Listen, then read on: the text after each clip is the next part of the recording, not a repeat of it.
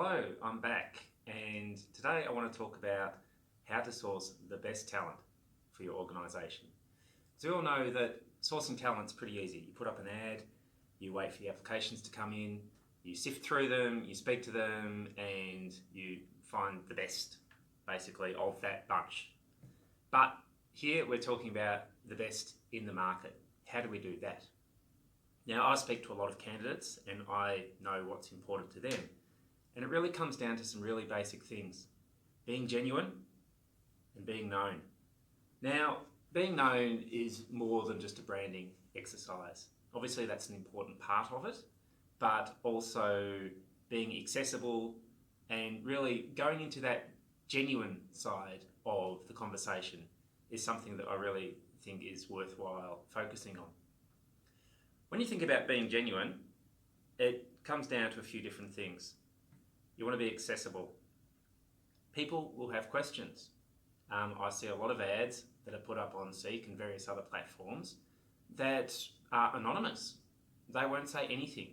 They just want to rely on that first strategy that I touched on, which we all know doesn't really give you the best results. It might get you a lucky result now and again, but it won't get you the best.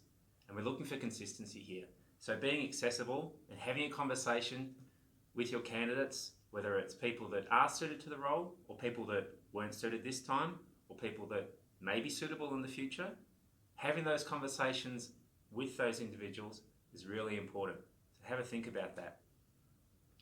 The other part is being realistic.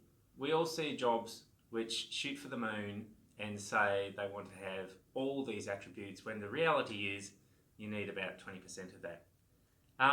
If you go down that path, you are going to get people that are either embellishing their applications or people that do have the skills that you need and would be really good, but they don't apply because they don't have 100% of those skills. So really be genuine in that aspect as well and realistic, because it makes for a much more open conversation, whether it's at the initial interview stage or even once people start, because you don't want people deciding once they've started that the job isn't for them. The final part is being compelling. There's a lot of competition for great talent out there, so you want to be able to help yourself stand out from everybody else. That goes for both parties, and candidates are well aware of that, and they know of all the tricks you can use to put yourself out there and to make yourself look a bit different.